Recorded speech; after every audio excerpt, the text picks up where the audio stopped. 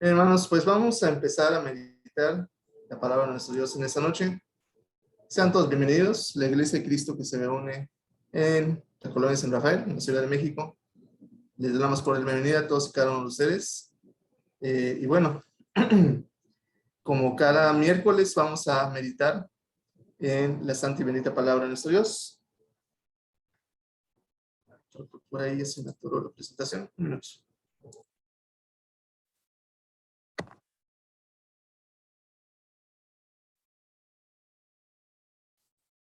Va de nuevo.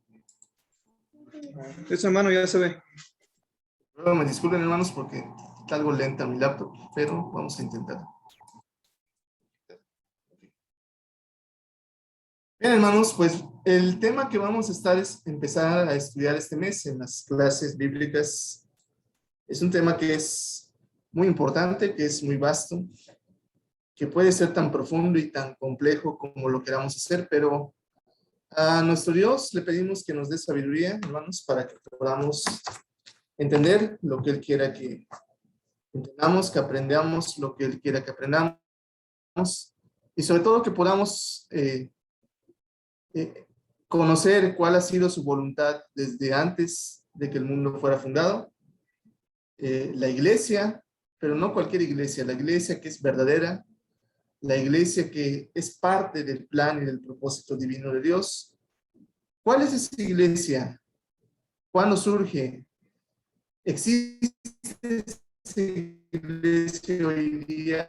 Son preguntas que a veces nos hacemos y que deberíamos hacernos si realmente estamos verdaderos de la fe y queremos agradar a nuestro Dios. Hermanos, habiendo dicho esto, entonces vamos a irnos de lleno al tema. Vamos a hacer la clase un poco más participativa, de tal manera que algunos de ustedes puedan comentar, puedan apoyarme ahí a dar la clase. Le voy a estar preguntando a algunos hermanos. Y pues vamos a empezar preguntando a nuestro hermano Alan, si está por ahí.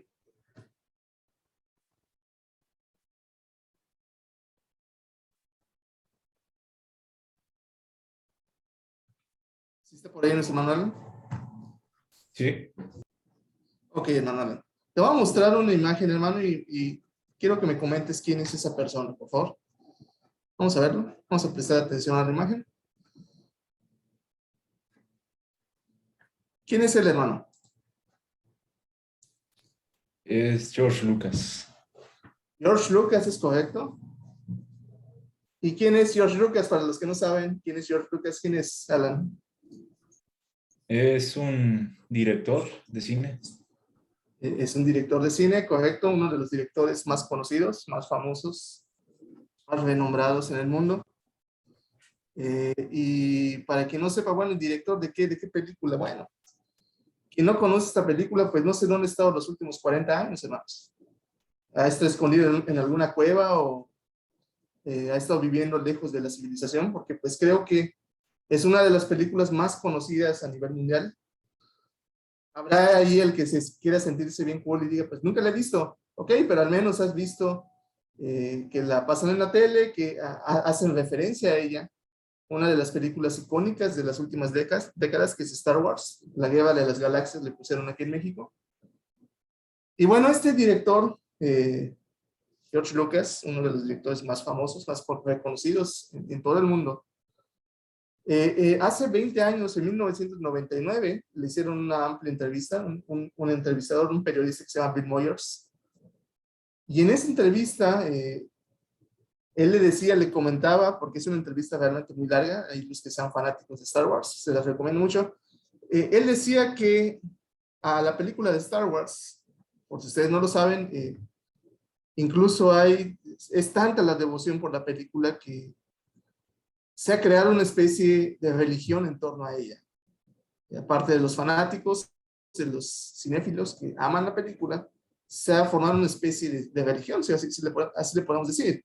Y Bill Moyers, que era un entrevistador muy perspicaz, justamente le pregunta eso a George Lucas en la entrevista de hace 20 años. que él veía la película o las películas de Star Wars. Cabe señalar que en el contexto de la entrevista se iba a estrenar una nueva película, La amenaza fantasma, ahí por 1999. Que él veía, o desde la perspectiva de él, veía las películas de Star Wars con un significado religioso, con significados espirituales, que la fuerza, el lado negativo, el lado luminoso, la fuerza, el bien contra el mal. Y sin irse sin más rodeos, le pregunta directamente a George Lucas: oiga, señor Lucas, usted que es el creador de Star Wars, creemos o mucha gente piensa que Star Wars tiene escondido un significado religioso por dentro. ¿Usted, señor Lucas, es un hombre religioso? ¿Usted cree en Dios? Esa fue la pregunta que le hizo Bill Moyers hace 20 años a George Lucas. Y lo que él responde en su momento, bueno, él responde esto, dice, le platico una historia, dice, cuando yo tenía 10 años, dice, yo le pregunté a mi madre, dice, que él tenía desde muy pequeño, fue un hombre que se cuestionaba, preguntaba, era muy creativo, hacía muchas preguntas. Y le pregunta a su mamá: mamá, si hay un solo Dios, ¿por qué hay tantas religiones? ¿Por qué en Estados Unidos sabemos hay muchísimas denominaciones, muchísimos grupos, y no solamente cristianos, sino otras sectas ahí, budistas, musulmanes, etcétera, etcétera? Entonces, él le preguntó a su mamá: bueno, ¿y por qué hay tantas religiones? Dice George Lucas, dice, a lo largo de los años, dice, yo he estado reflexionando sobre esa pregunta, me he estado dando vueltas en la mente. ¿Por qué hay tantas religiones? Y dice George Lucas, la conclusión que él da para terminar la pregunta que le estaba haciendo el entrevistador, dice, la conclusión a la que he llegado es que, pues que realmente todas las religiones son verdaderas. Todas son buenas, todas hablan de Dios, por consiguiente todas son verdaderas. Ese es el pensamiento, o esa fue la afirmación que dijo George Lucas hace 20 años, y seguramente sigue pensando lo mismo. Y de hecho, mucha de su cinematografía, en específico las películas de Star Wars, bueno, están imbuidas de ese pensamiento. Pero bueno, el tema aquí es, hermanos, es que si un hombre extraordinario, famoso, millonario, conocidísimo, como es George Lucas, piensa de esta manera, pues ¿qué será de nosotros, el resto de los mortales, la gente de a pie, como usted, como yo? ¿Qué es lo que piensa la mayoría de la gente? ¿Qué es lo que piensan la mayoría de las personas? Pues podríamos decir que lo mismo. Muchos dicen, bueno, pues, ¿sabe qué, hermano, hermana? Cuando he platicado con personas de otros grupos religiosos, me dicen, ¿sabe qué, hermano, hermano Francisco, perdón?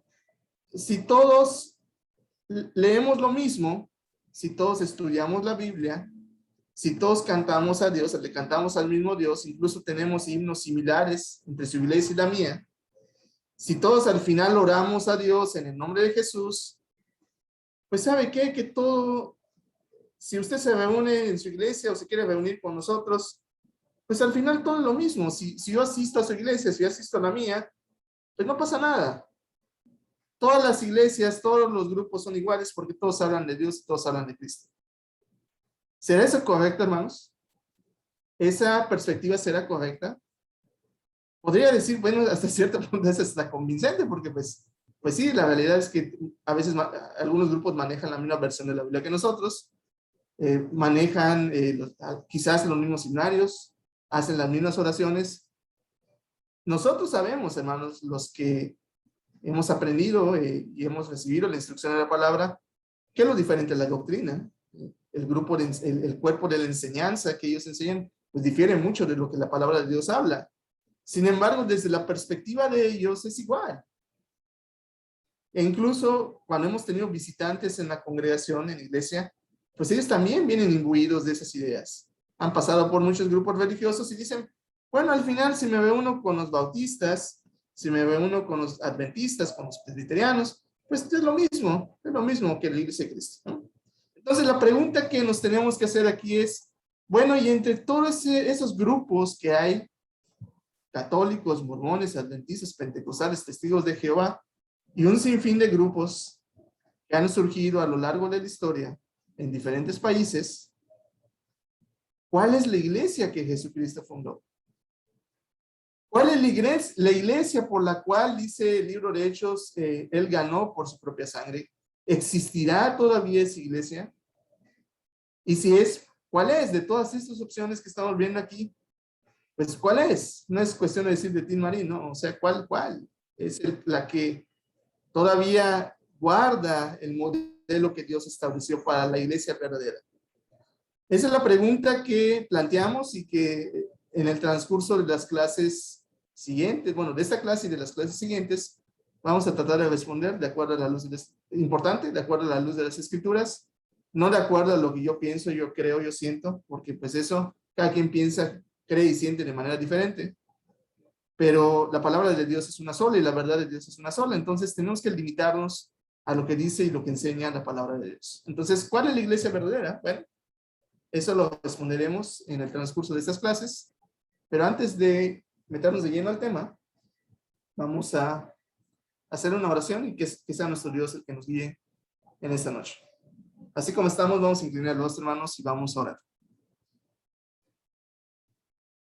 Padre nuestro que estás en el cielo, Dios bendito, Padre santo, Dios eterno, Señor justo y Dios todopoderoso. Por medio de esta oración, Señor, te damos gracias porque tú, Señor, nos has dado la vida el día de hoy. Tú nos has permitido el tiempo, la salud y los medios, Señor, para poder reunirnos, poder adorar tu bendito nombre y edificarnos en tu santa y bendita palabra. Bendito Dios, en estos momentos en que vamos a aferrarnos a ella, vamos a tratar de escudriñarla, te suplicamos que, Señor, tú nos ayudes, que todo lo que hagamos sea para la honra y gloria de tu nombre, para edificación de cada uno de nosotros. Bendito Dios, a tu siervo darle palabras sencillas, palabras entendibles. Utilízame, Señor, como tu instrumento, para que todos seamos edificados en tu bendita palabra. Asimismo, Señor, si en algo te hemos ofendido, si en algo te hemos fallado, no lo tomes en cuenta, perdónanos. Si hay hermanos en camino a unirse a esta sesión, Señor, les permitas llegar sin ningún obstáculo, para que todos juntos podamos edificarnos en tu bendita y santa palabra. Damos gracias. Amén. Bien, hermanos, entonces decíamos, entre todas esas opciones, luteranos, presbiterianos, metodistas, pentecosteses, bautistas, testigos de Jehová, ¿cuál será la verdadera iglesia o cuál se apegará al diseño original de la iglesia que Dios propuso en su mente desde la eternidad? Bueno, tenemos que ver, decíamos, no lo que yo pienso, yo lo creo, yo siento, sino qué dice la Escritura. ¿Qué enseña la Escritura con respecto, en primer lugar, a la iglesia? ¿Cuál es el modelo? ¿Cuál es el patrón que Dios dio para la iglesia? Eso lo tenemos que acudir a la Escritura para poder ilustrarnos. Si nosotros acudimos a la Escritura es concisa y es exacta con respecto a la iglesia.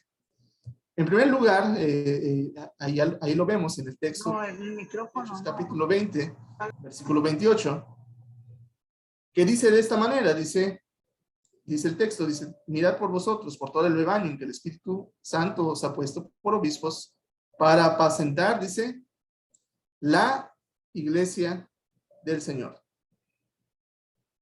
Y hago mucho énfasis en la iglesia del Señor. No está diciendo las iglesias, hermanos. Si nosotros notamos la imagen anterior, diríamos, pues hay un montón, pero el texto dice la iglesia del Señor. Otro texto en Mateos capítulo 16, versículo 18, texto bastante conocido. Cuando pregunta el Señor Jesucristo, ¿y ustedes quién dicen que soy yo? Y el más impetuoso, el más atrevido que es Pedro, habla y dice, pues tú eres Cristo, el Hijo del Dios viviente. Y le responde el Señor, y yo te digo que tú eres Pedro, dice. Y sobre esta roca, es decir, lo que él acababa de decir, edificaré, dice, mi iglesia. Otra vez, mi de pertenencia, mi de una sola unicidad, no mis iglesias, porque si no hubiera dicho varias. Hubiera dicho para apacentar las iglesias, para edificar mis iglesias, pero está diciendo mi iglesia y las puertas del Hades no prevalecerán contra ella. Otro texto, Efesios capítulo 5, versículo 26, dice, esposos, dice un consejo que era el apóstol Pablo a los matrimonios, dice, esposos, amen a sus esposas, así como Cristo amó a ¿quién? No está diciendo a la iglesia pentecostés, no está diciendo al reino de Dios, no está diciendo a los rosacruces, no, está diciendo a la iglesia. Y se entregó a sí mismo por ella para hacerla santa. Él la purificó lavándola con agua mediante la palabra. Otro texto ahí en Colosenses capítulo 1, versículo 18 dice, Él, dice, Jesucristo, es la cabeza del cuerpo. ¿Qué es quién? ¿El cuerpo quién es? La iglesia. Otra vez, unicidad, una sola, no muchas. La iglesia. Entonces, desde esos textos empezamos a notar, hermanos, que en los términos que está utilizando o de los cuales está hablando el Señor Jesucristo son absolutos y se refieren a una sola unidad. Una sola, no está hablando de muchas, sino de una sola. Sobre esta roca dice, edificaré mi iglesia y las puertas del Hades no prevalecerán contra ella.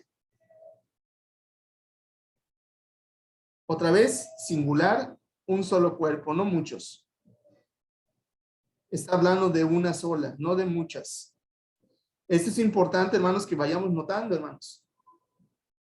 A veces decimos, bueno, ¿y por qué hay tantas? Bueno, originalmente Jesucristo edificó y construyó una sola iglesia, no muchas. ¿Por qué hay tantas? Bueno, pues eso es lo que iremos estudiando en las clases. Entonces, aquí la pregunta que nos tenemos que hacer. Si en los tiempos de los apóstoles, de los discípulos, de los primeros cristianos, existió una única iglesia neotestamentaria, existirá esa iglesia neotestamentaria que es parte del diseño original de Dios. ¿Existirá esa iglesia hoy en día? Y la segunda pregunta que surge es, ¿cómo distinguimos? Si hay una única iglesia neotestamentaria, porque ya vimos que es una sola, lo vimos en los textos anteriores, una sola. Si realmente hay una única iglesia neotestamentaria, entonces, ¿existe esa iglesia en nuestros días o existirá? La iglesia que es parte del plan divino, que es parte del propósito original de Dios. Y la segunda pregunta que surge, ¿cómo distinguimos a esa iglesia entre la gran variedad de grupos que existen hoy en día? Si nosotros respondemos adecuadamente a estas preguntas, entonces podremos responder a la pregunta que originalmente nos planteamos, ¿cuál es la iglesia verdadera? Pues tenemos que responder las dos preguntas previamente planteadas. Bien, para que nosotros podamos responder adecuadamente a esas preguntas, tenemos que definir algunos principios importantes. Y uno es, o hace relación a la naturaleza misma de Dios. ¿A qué me refiero con la naturaleza de Dios? Bueno, vamos a leer un texto que está en Jeremías capítulo 10, versículo 12. Jeremías capítulo 10, versículo 12. Dice de esta manera, dice, con su poder, dice el Señor, hizo la tierra, con su saber puso orden en el mundo, con su sabiduría extendió los cielos. Creo que es un texto bastante claro, ¿no? Y yo pregunto, hermanos, vamos a hacer una pregunta. ¿Algún hermano? A ver quién, déjenme ver aquí quién está conectado. Nuestra hermana Gloria, ¿sí está por ahí?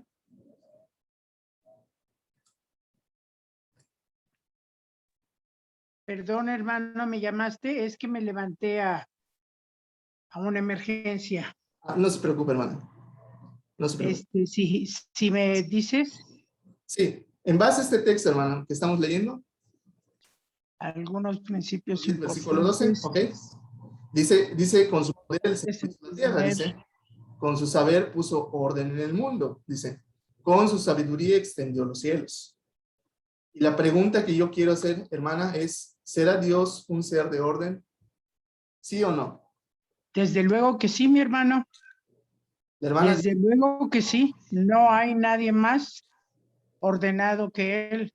Hasta nosotros caemos en el desorden, menos Él. Nunca. ¿correcto? Dios es un Dios de orden. Dios es orden. El orden parte de él mismo, es parte de su naturaleza o de sus cualidades divinas.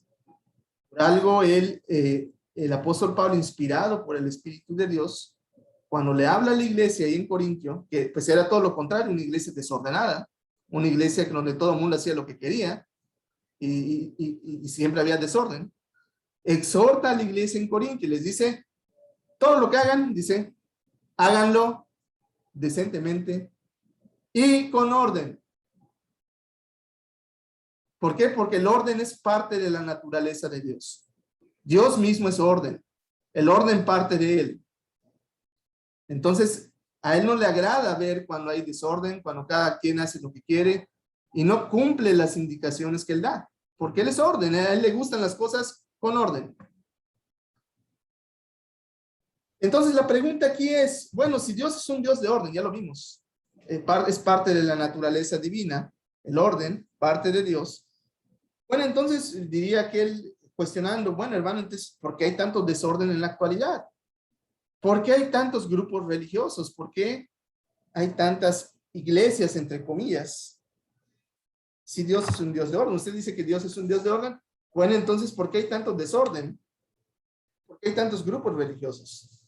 Para responder esta pregunta tenemos que acudir a la Escritura. La Escritura lo que nos dice es lo siguiente. ¿Cuál es el origen de este desorden? ¿Cuál es el origen de ese desorden?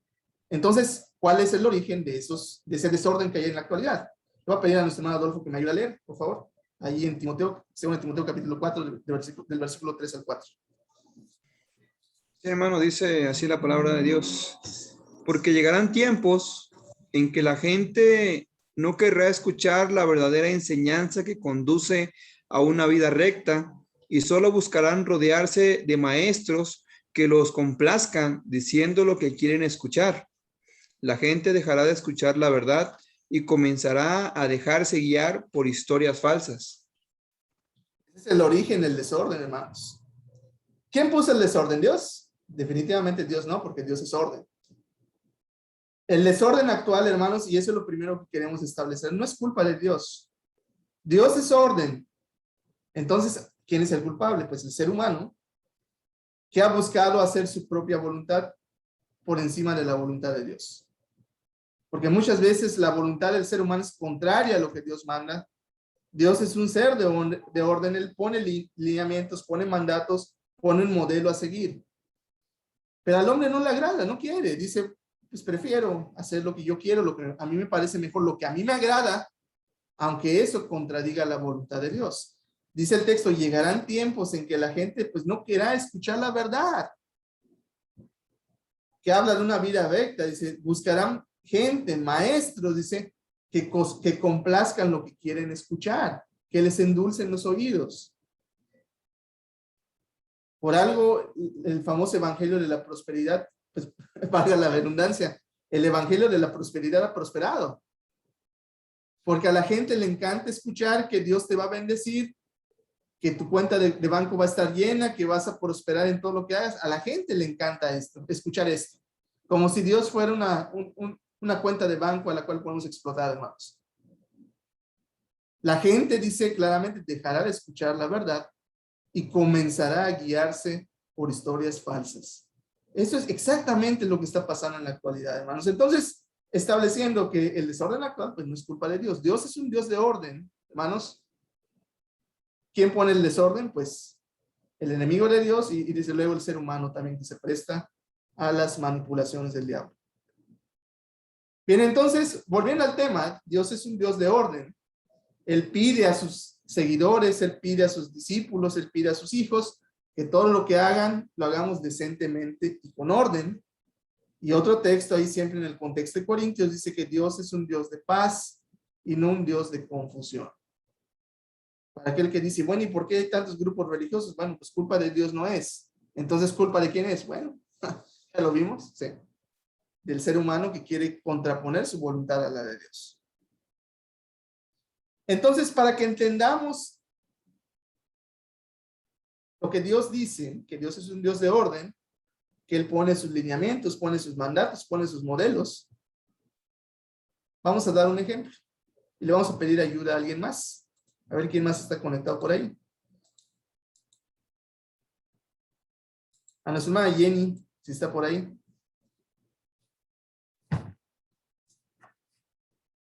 Sí, hermano, buenas noches. Buenas noches, hermana Jenny. Te voy a mostrar una imagen, hermana Jenny. Si están tus niñas contigo, se vale que te ayuden. Quiero que me digan qué es la imagen que les voy a mostrar. ¿Va? Ok, sí, aquí están. Ok, va, ahí está la imagen. ¿Qué es esa imagen?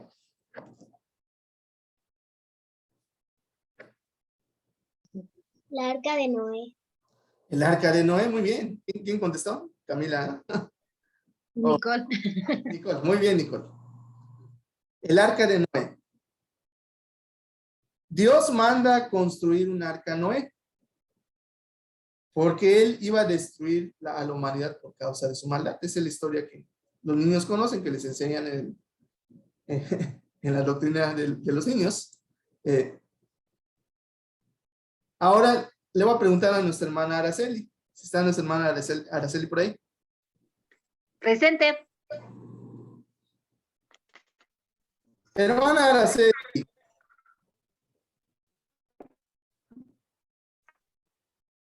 Cuando Noé construye el arca, ¿él la construyó como él quiso, hermana? Es decir, él pensó que eran adecuadas, con los materiales que más le gustaron. ¿Cómo construyó el arca Noé, hermana Araceli? Bajo las instrucciones de Dios y precisamente escuchó todo lo que el Señor le dijo con medidas exactas y materiales. Haciendo Muy bien. diligentemente escuchando lo que el Señor le dijo. Correcto. Vamos a leer un texto, hermanos. Vamos a buscar ahí en Génesis capítulo 6. Para que veamos si es cierto o no. Verifiquemos, no creamos, sino creamos a la palabra de Dios. Verifiquemos si es así. Génesis capítulo 6, del versículo 14 al 16. Le voy a pedir a un hermano que me ayude a leerlo, nuestro hermano Adolfo. Génesis capítulo 6, del versículo 14 del versículo 13 al 16. Génesis 6, del 13 al 16. Sí, hermano, dice la palabra del Señor de la siguiente forma. Y dijo Dios a Noé, el fin de toda carne ha venido delante de mí, porque la tierra está llena de violencia a causa de ellos. Y aquí que yo los destruiré con la tierra. Hazte un arca de madera de gofer, harás compartimientos en el arca y la calafatearás con brea por dentro y por fuera. Y de esta manera la harás de 300 codos de longitud del arca, de 50 codos su anchura y de 30 codos su altura. Una ventana harás al arca y la acabarás a un codo de elevación por la parte de arriba y pondrás la puerta del arca a su lado y le harás piso bajo, segundo y tercero. Si nosotros notamos y prestamos atención a la lectura, hermanos, y ustedes díganme si es cierto o no, Dios le dice a Noé exactamente lo que debe construir. ¿Es así o no? ¿Qué diseño? ¿Qué medidas debe usar? ¿Cómo la debe recubrir? ¿De qué materiales tienen que ser? Da indicaciones tan precisas que no hay lugar a dudas de lo que se tiene que hacer. ¿Es así o no, hermanos? Lo acabamos de leer. ¿Qué hubiera pasado si Noé hubiera dicho, en lugar de ser madera de gofer, que es lo que especifica el texto bíblico, hubiera dicho Noé, pues ¿sabes qué, Dios? El gofer no me gusta, es una madera muy rústica. Está mejor el cedro, está mejor el roble, vamos a ponerle roble, vamos a ponerle cedro. 300 codos, Dios, es una cosa inmensa, ¿no? Voy a hacerla de la mitad para que esté más ligera y sea menos trabajo. Al final, pues nada más estoy trabajando yo y ya soy un anciano. Nada más estoy trabajando yo y mi familia. Nunca vamos a acabar. ¿Qué hubiera pasado? Porque Dios le dice, la tienes que calafatear. ¿Qué es calafatear? En las embarcaciones, ¿no? Bueno, las embarcaciones que eran de madera en la antigüedad, cuando se juntaba una madera con otra, quedaba un pequeño espacio que es imperceptible para el ojo humano, pero cualquier líquido se puede colar a ese espacio. Entonces, lo que hacían los antiguos constructores de barcos, la calafateaban, es decir, la untaban con brea para que esas hendiduras o esas separaciones que no eran perceptibles quedaran cubiertas y ya no se colara algún líquido, pudiera flotar y no se colara el agua. ¿Qué hubiera pasado si Noé hubiera dicho, no, señor, calafatearla, que es sellar los espacios entre una madera y otra, con brea por dentro y por fuera? Oye, ¿qué no quiere? ¿Qué más quieres? Calafatearla por dentro y por... Es una broncota, Dios. Me va a llevar semanas, me va a llevar meses, años, Dios, para poder hacer todo eso. No. No que se quede así. ¿Qué hubiera pasado, hermanos? Pues seguramente pues ya no habría humanidad, ¿verdad? ¿Qué hubiera pasado si Noé no hubiera seguido las indicaciones de Dios? Pues probablemente él hubiera sido desechado por Dios. Y probablemente Dios le hubiera dado la oportunidad a otra persona de salvarse. ¿Qué quiero decir con esto? Dios es un Dios de orden, no es un Dios de confusión. Él da órdenes precisas. Él es ordenado en todo lo que hace, en todo lo que pide, en todo lo que requiere. Da indicaciones y mandamientos que son inapelables y que hay que seguir. Pero ¿qué pasa? ¿Qué pasa, hermanos, con aquellos que no siguen los mandamientos o el modelo que Dios establece? ¿Qué creen ustedes que pase? Vamos a preguntarle a nuestra hermana Ana Chablé. ¿Qué pasa cuando Dios da indicaciones y esas indicaciones no se cumplen? Pues entra uno en desobediencia. Entra uno en desobediencia. ¿Y qué pasa cuando uno es desobediencia con Dios? ¿Se la pasa bien, hermana? No, No, ¿verdad? no. Uno tiene que sufrir las consecuencias de su desobediencia, ¿verdad? ¿Es así o no? Así es. Sí, hermano. Gracias, hermana. Uno sufre las consecuencias de su desobediencia y de su deliberada omisión de las indicaciones que Dios da. Si no creen, pues pregúntenle a Adán y Eva. Deliberadamente desobedecieron a Dios. ¿Y qué pasó con ellos? Fueron expulsados del paraíso. ¿Alguien sabe qué le pasó a la mujer de Lot? ¿Alguien me puede comentar brevemente? Convertida en estatua de sal por voltear, nada más, porque Dios Gracias, dijo hermano. que se fueran y que no. Dios dio indicaciones precisas. Gracias, hermana Gloria.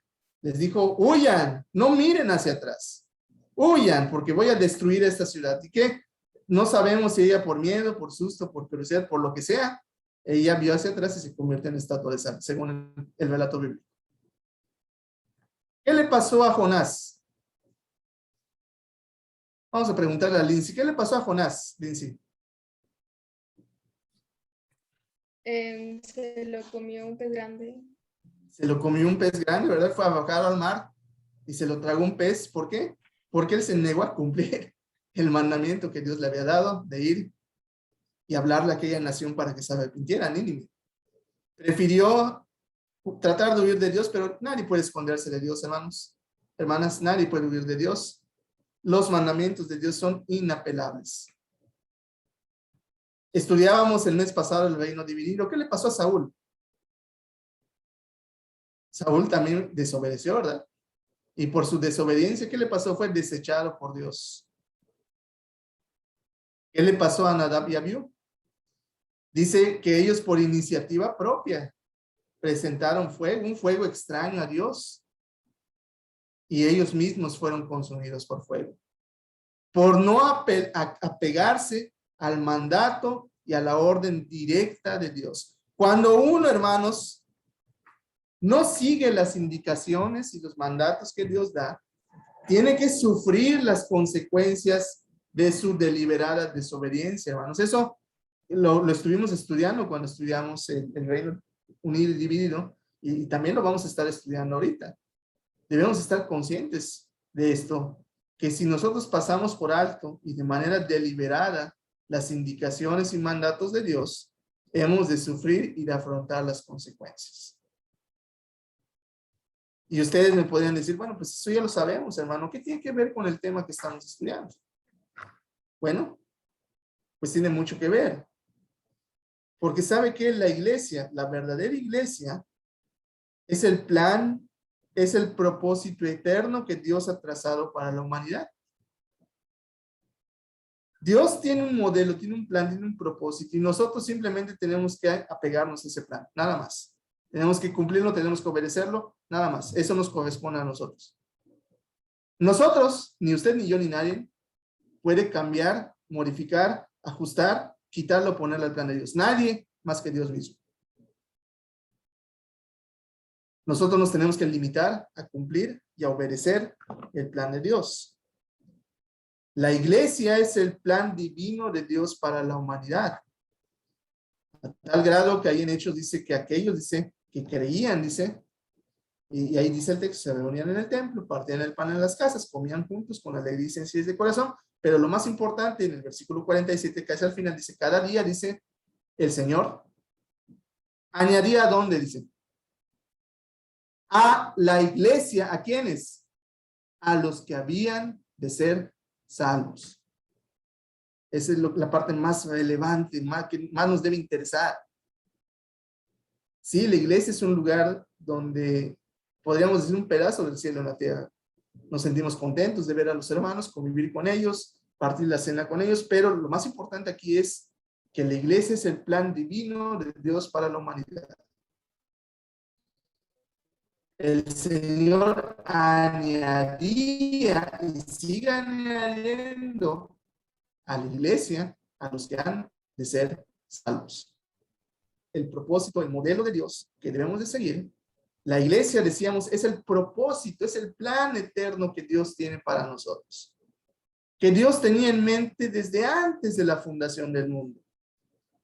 Que es nombrada por los profetas, por Isaías, por Daniel, dice un reino, en los tiempos de estos reyes se levantará un reino, dice, que nunca será destruido, dice. Ya desde la antigüedad era profetizada la venida de la iglesia.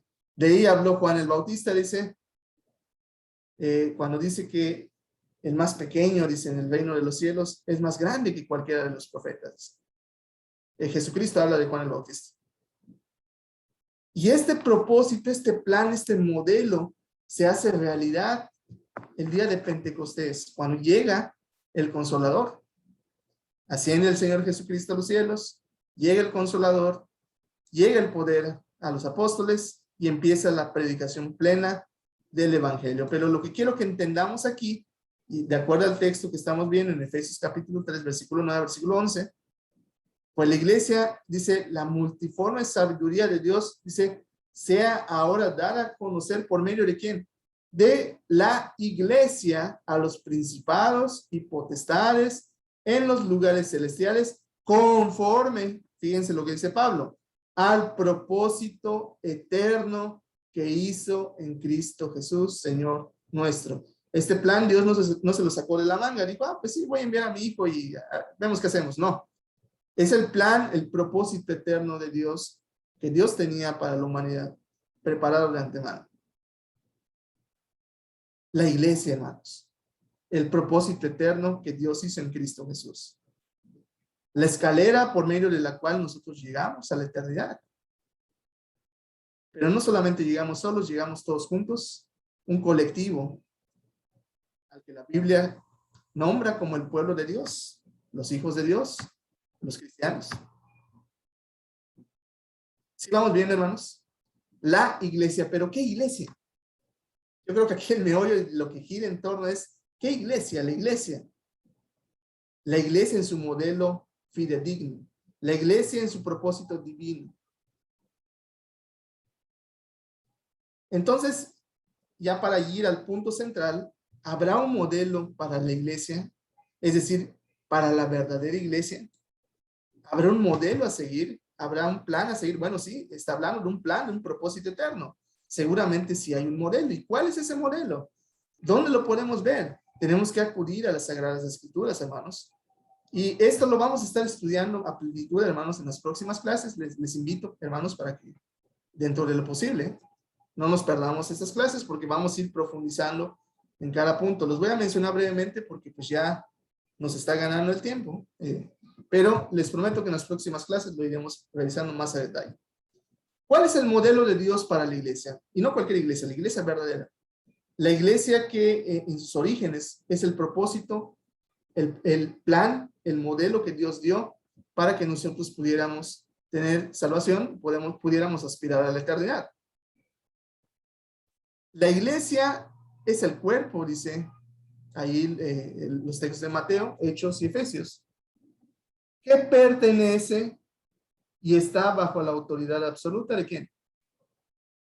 ¿De un hombre ahí en Roma? ¿De un pastor en Estados Unidos? ¿De un pastor en África o en Centroamérica? No, es el cuerpo que pertenece y está bajo la autoridad absoluta del Hijo de Dios. Él es su única cabeza visible, nadie más. Por más que le queramos poner nombres, que el vicario de Cristo, que el apóstol de Jesús, no. Cristo es el único dueño y la cabeza absoluta de la iglesia, de la verdadera iglesia. Es el cuerpo, ya lo vimos, al que se añaden aquellos que han de ser salvos y cuyos miembros tienen sus nombres inscritos, dice el libro de Hebreos, en el cielo. Apocalipsis dice, sus nombres están inscritos en el libro de la vida.